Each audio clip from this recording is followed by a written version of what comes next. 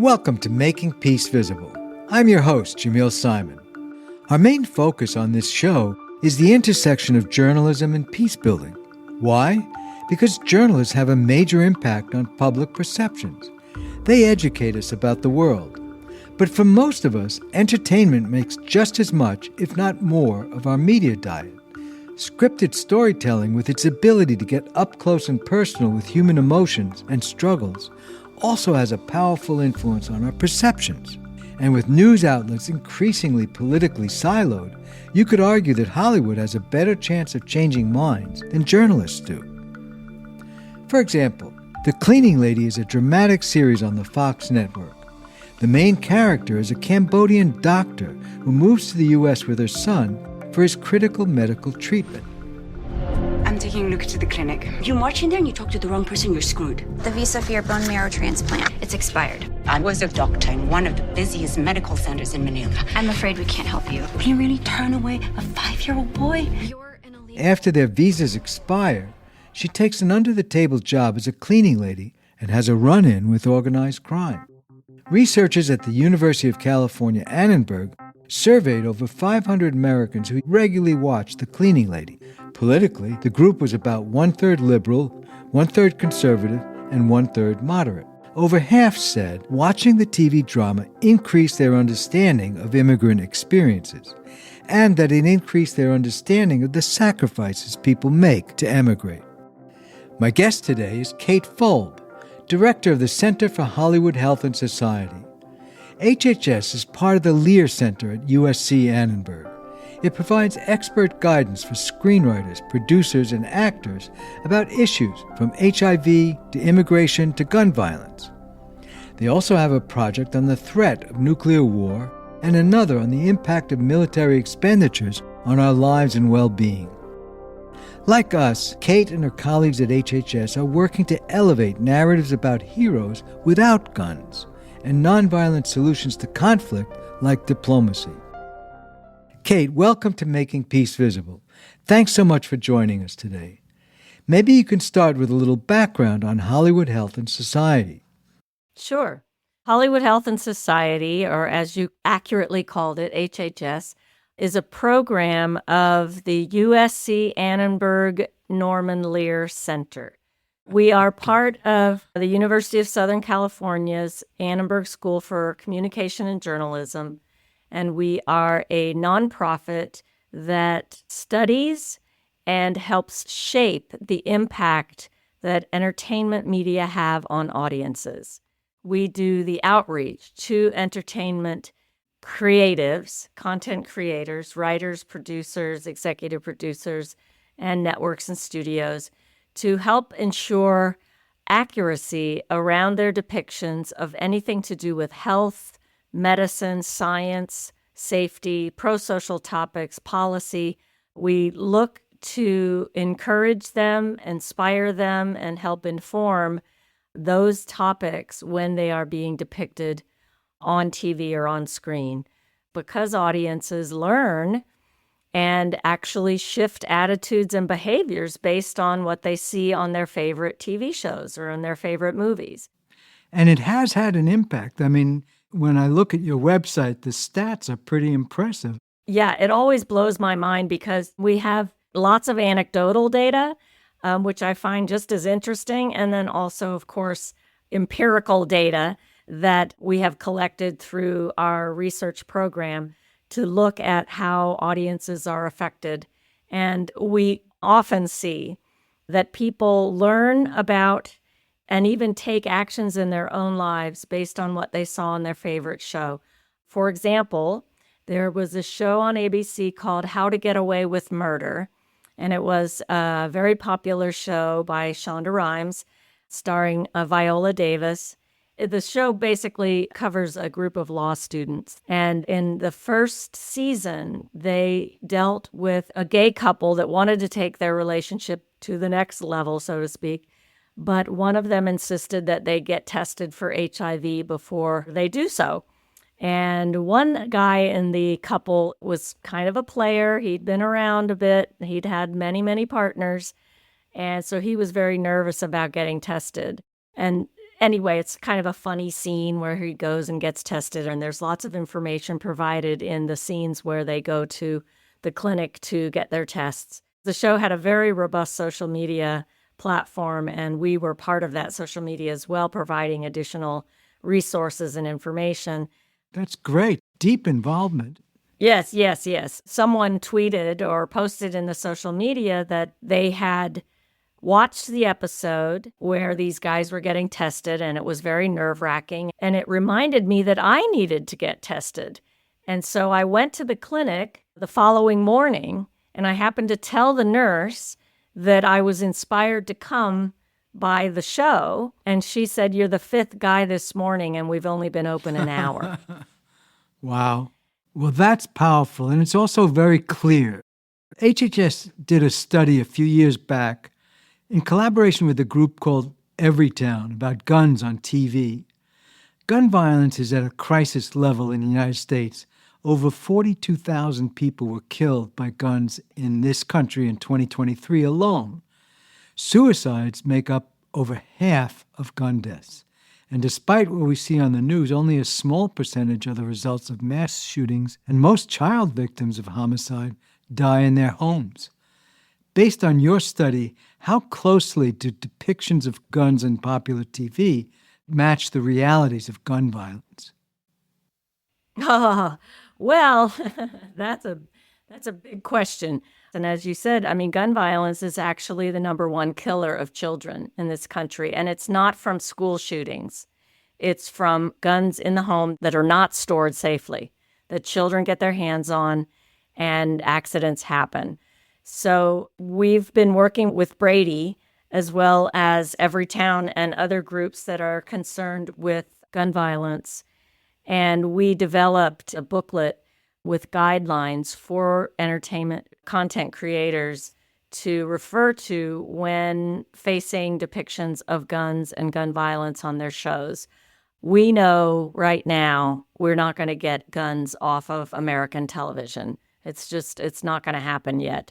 But we hope that the industry can take the issue of safe gun storage and work with that within their shows. At the very least. At the very least, right? It doesn't change the story you want to tell by just seeing the cop lock the gun up when he gets home, or by seeing them take the gun out of a safe, when they're going off to work or whatever it is.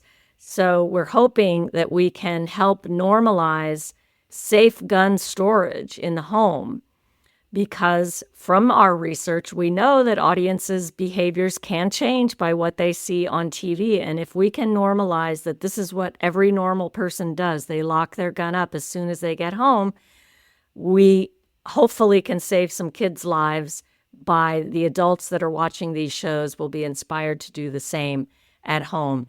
So that's the smallest request. And then, of course, we go from there to ask writers to think about the kinds of guns they have to show.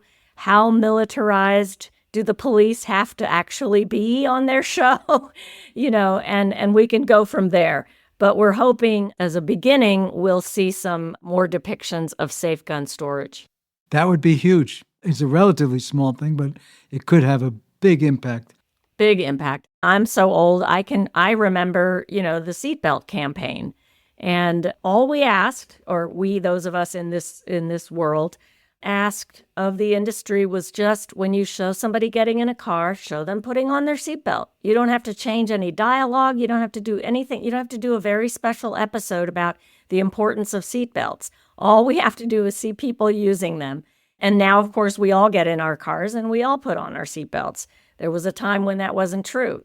So we're hoping that, we can see people that have guns in the home, locking them up, and that will eventually change behaviors for the rest of us. And we're already seeing it. We're already seeing a few shows. I mean, there's a show called The Mayor of Kingstown on Paramount Plus. We don't break the law, Ma. You know that. We just bend it. Make peace. For everybody.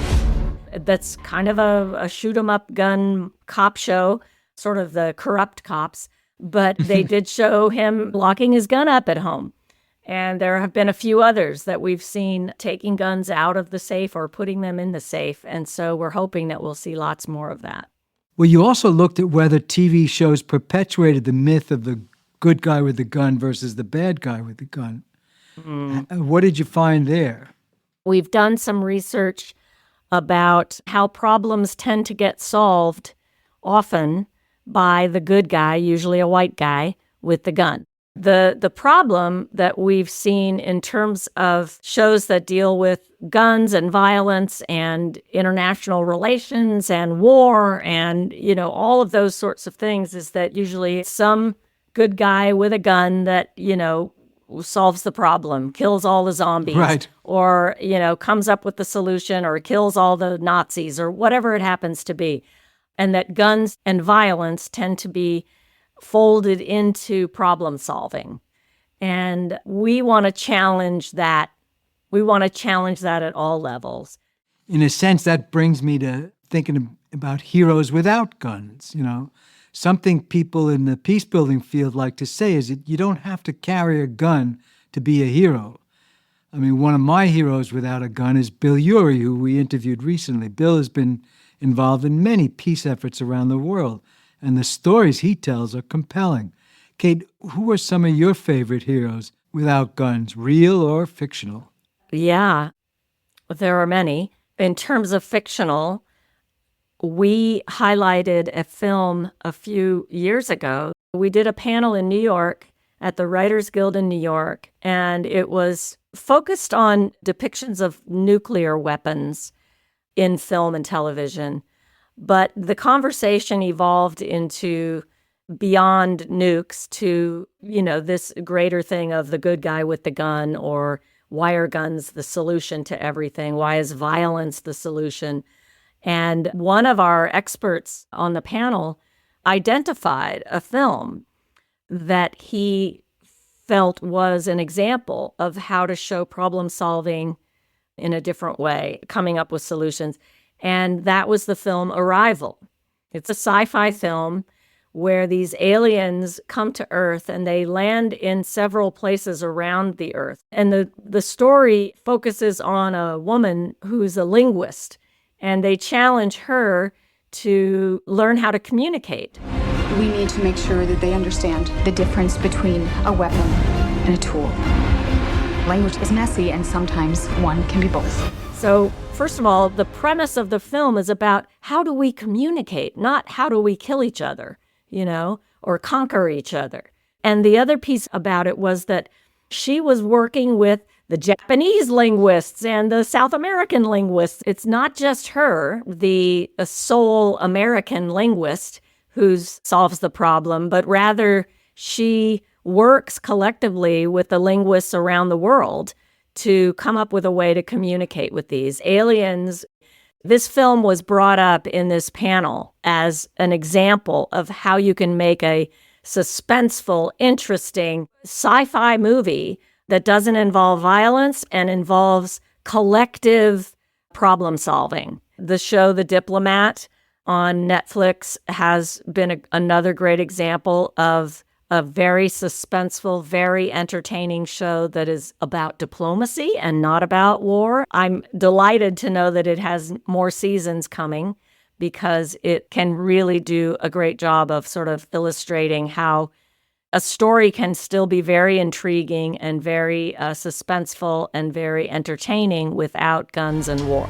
Welcome to London, Ambassador Wilder. Tell me how. I'm the ambassador's wife. My husband was an ambassador for a long time. This will be an adjustment. You need to lean into the Cinderella thing. I'm not doing this the way you would. That's fine, just don't do it wrong. There have been many films about possible nuclear apocalypse. Why do you think this sort of, maybe it sounds like an obvious question, but why does this sort of obsession exist with a violent end to human life? If I was an alien watching movies or reading books from the Earth, I'd wonder, why are these people so obsessed with their own destruction? Yeah, it is true. We all know and love a good post-apocalyptic story, don't we? It makes for great drama, of course, and that's what storytelling is about. Fear makes for great drama, and nukes for a very long time, ever since they were first dropped on this planet, have become even metaphor, the hinge on which the story, swivels, so to speak. Are we going to destroy ourselves, or is somebody else going to destroy us, or, that sort of a thing. So nukes have been a great way to do that because they're so incredibly destructive and terrifying. The problem is that the general public doesn't even know how much more destructive the current nuclear weapons are in comparison to Hiroshima and Nagasaki. Exactly. Yeah, that was my disappointment with Oppenheimer. I mean, I had mixed feelings about it. It definitely had an anti-nuke message. Our work here will ensure a peace mankind has never seen. Until somebody builds a bigger one. But the anti-nuke message was somewhat cerebral and removed. I mean, we saw the anguish of Robert Oppenheimer about the use of nuclear weapons, but the bomb's horrific impact wasn't made tangible by showing what happened in Hiroshima and Nagasaki. Yeah. I mean, what do you see about the impact of Oppenheimer? I'm grateful for the film because it has raised awareness in Hollywood about the issue. It's given us something to hook on to. And as I say, we're riding the Oppenheimer wave right now. People are interested in the topic because of the movie. And so then we can talk to them about the realities of current nuclear weapons. So I'm grateful the film came out because it has caused people to sit up and take notice. But we have a lot of work to do around nuclear weapons and certainly around war in general. When we started working on the topic of nuclear weapons in entertainment, this was probably 2015. So it was prior to Trump's election. And there had been a study done, I think it was Gallup, on young people and the existential threats that that kept them up at night. And most of them were climate change, and it was getting a job and health insurance and, all the sort of things that we all worry about. But nuclear weapons, nuclear war was nowhere. It was just not found in the study at all. And when asked, these young people, they mostly said they don't think about it because it's old. It's from World War II. It's not relevant today. Or they don't have any power to change it. It's a government thing. It's beyond, and like you referenced earlier, they don't feel they have any agency in it. And so a group came to us, a funding group at the time called N Square, came to us and said, this is a problem. The general public, needs to know what the situation is currently, because nuclear weapons are still very much with us. And they also need to understand that the ones that we have now are way more powerful than what happened, what they dropped in World War II.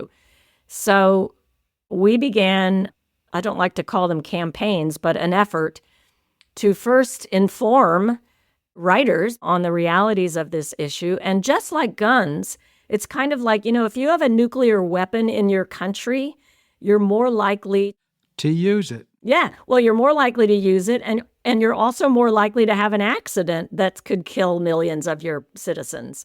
I think it's something like 2 times more likely to have an accident because these are weapons that have to be maintained by people and, all the rest of it. So we set about, first of all, sort of doing a lot of panels and other kinds of activities to raise awareness within the Hollywood community about nuclear weapons, what the current status is, who has them, and then to go about once people became aware, to then encourage storylines around the topic. And we did do some research on its impact, especially with some episodes on a show called Madam Secretary. They did several storylines around nuclear weapons. And, we found that interesting with that study, because we asked the folks that took the survey to self-identify as either liberal or conservative, we figured the majority of viewers would identify as liberal. And there was a very significant percentage that identified as conservative that watched Madam Secretary, which was great for our study, because then we could look at the learnings and the attitude shifts, and we could see if, conservative people's attitudes shifted based on the episode, which they did. And everybody that watched the episode learned a few things. And that's still going on in terms of, encouraging shows to address the issue of nuclear weapons in a more accurate way, but also in a way that might encourage that we don't use them.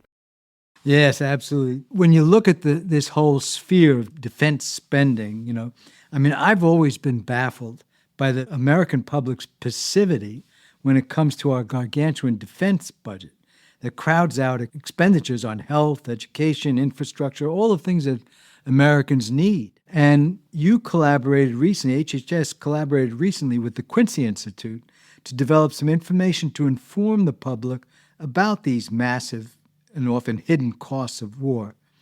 Can you tell us about the work you did around this issue and what your hopes for it are? One of the things that we develop, much like the gun guide that we mentioned earlier, we create tip sheets and just informational, downloadable content that writers and anybody who goes to our website, doesn't have to be a writer, can download or can access.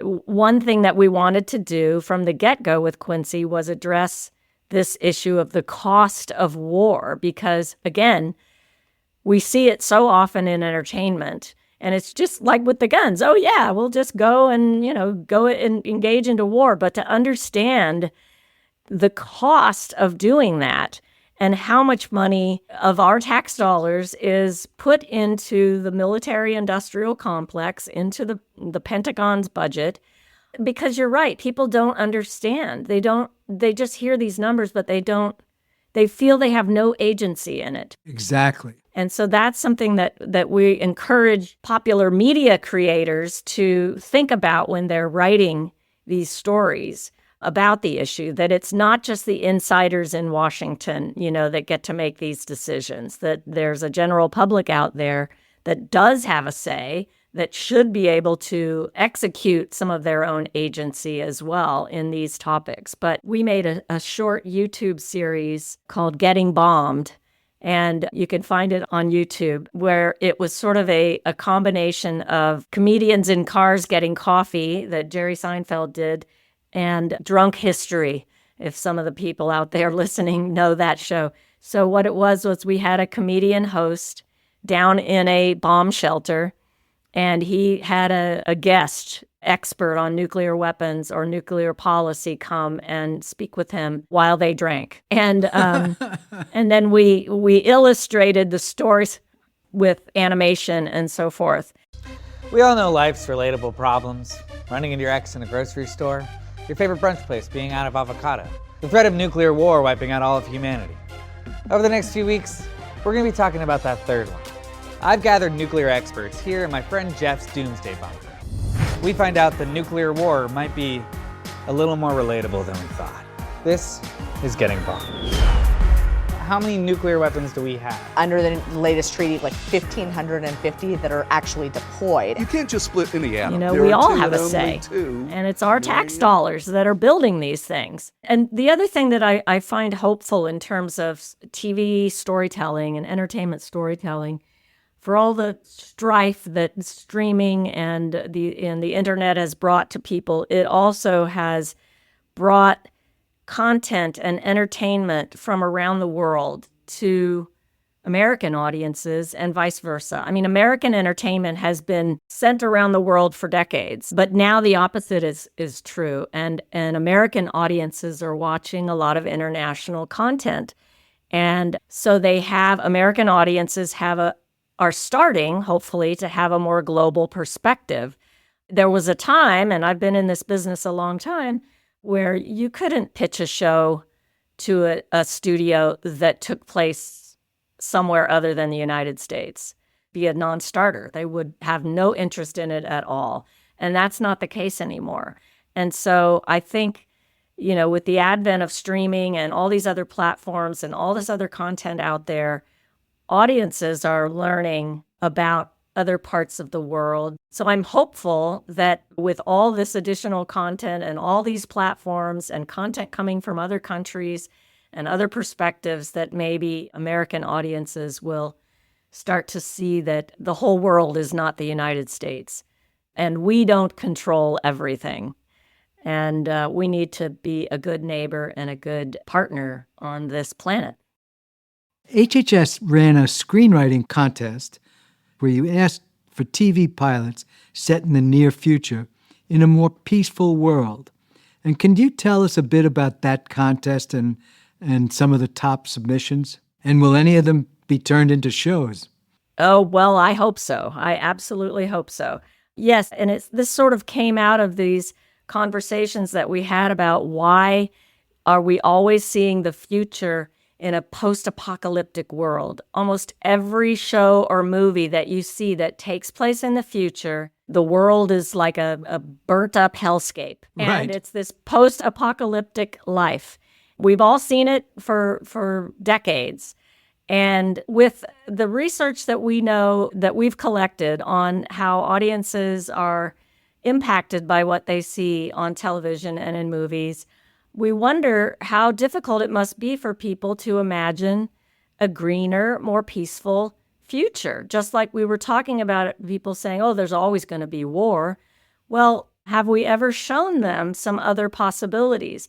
And there are, a story here and there, and I hearken back to the original Star Trek, which really did so many things right. And one of them was that they had, it was not only the planet Earth was united, but there was a whole federation of planets.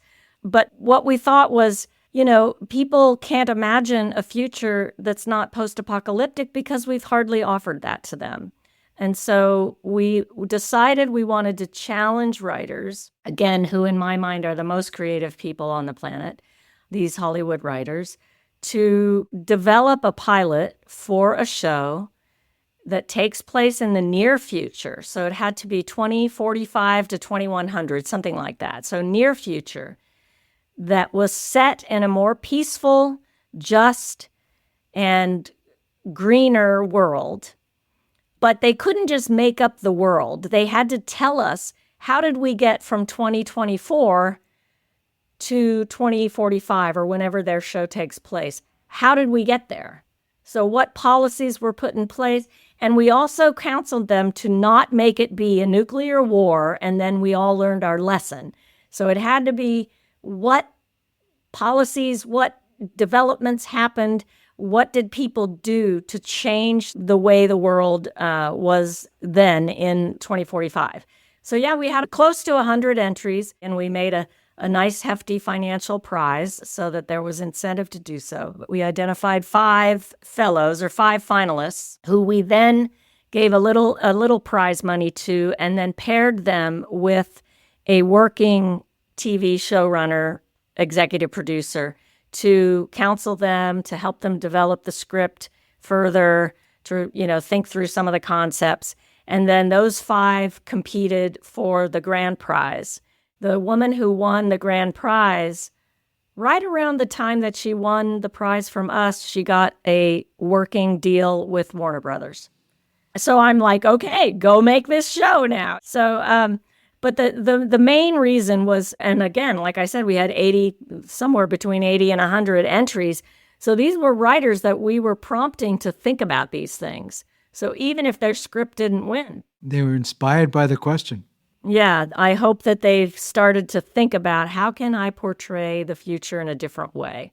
And that's what we're really going for now, is to get past some of these old, and sorry to say, but present company not included, but very old patriarchal attitudes towards problem solving, which often involves violence and domination, and get to some other perspectives of consultation and collaboration and collective action and the things that we've talked about. So we'll see.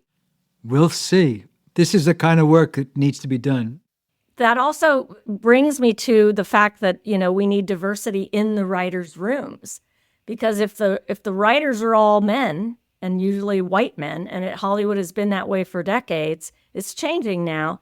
But for decades, those have been the storytellers. So the more diverse people we have in the writer's room, the more perspectives and other kinds of ideas about these things are going to come to light. So that's another case for diversity. Well, Kate, this has been wonderful talking to you. We're so pleased that you and your team are doing this kind of work with writers, and we're looking forward to being an ally of yours in this process. Thank you for having me. This has been delightful.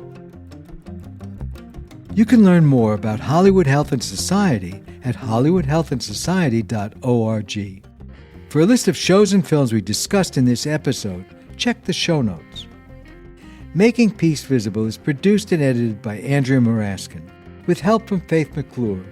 Stephen Youngblood is the Deputy Director of Making Peace Visible, and I'm Jamil Simon. Is there a Netflix series, movie, or other creative media that has influenced the way you think about peace and conflict? We'd love to hear about it. Get in touch at makingpeacevisible.org/contact. You can find us on Instagram and LinkedIn at Making Peace Visible, and we're on Twitter at Making Peace Viz, V-I-Z.